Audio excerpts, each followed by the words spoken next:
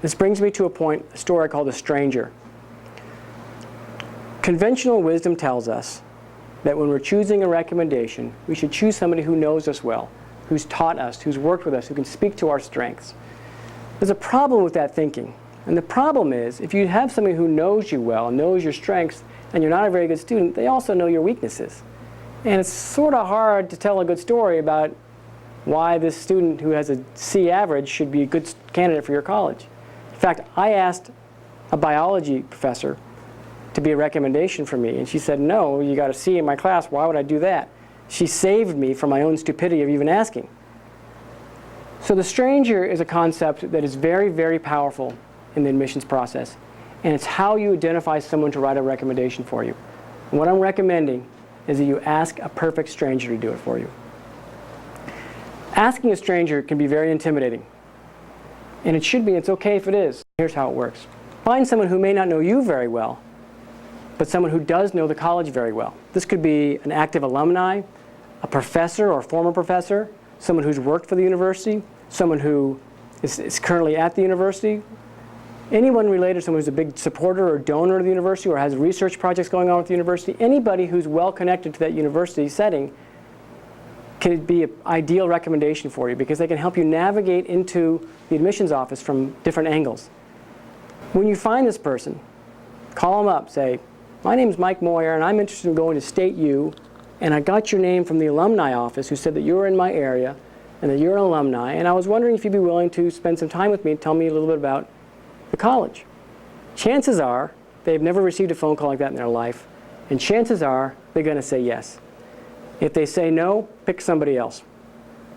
But if they say yes, go to lunch, go to coffee, meet them at their office, meet them at their house, meet them at Starbucks. And then if you get a good rapport going on, I mean, if you feel comfortable with this person, you can tell them about your NTA and they're excited about you, and tell them why you want to go to college, and they went there too, so they're going to be excited about you. You can say, would you be willing to write me a recommendation? And they're going to look at you like you're nuts.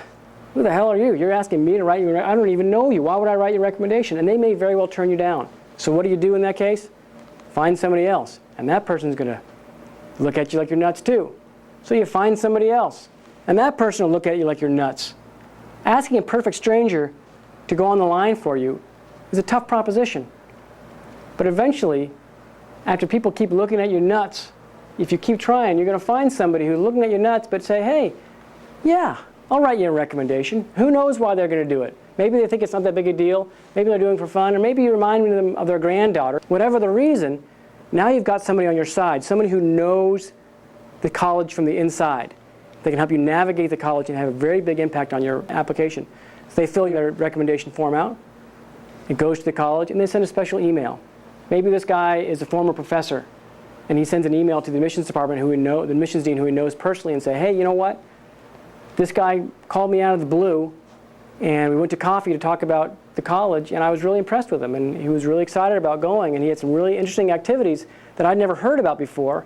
And he said maybe his grades weren't that good, but I think you should make sure you take a special look at him. And that dean of admissions will pull that application out of the stack and take a closer look at it, because that stranger is now an advocate on your behalf and is making contact and stuffing the ballot box for you.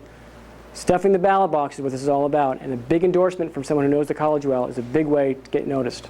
And you're going to stand out during the process.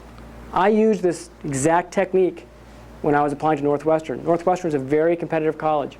I asked an advertising professor who used to work at Northwestern to write my recommendation.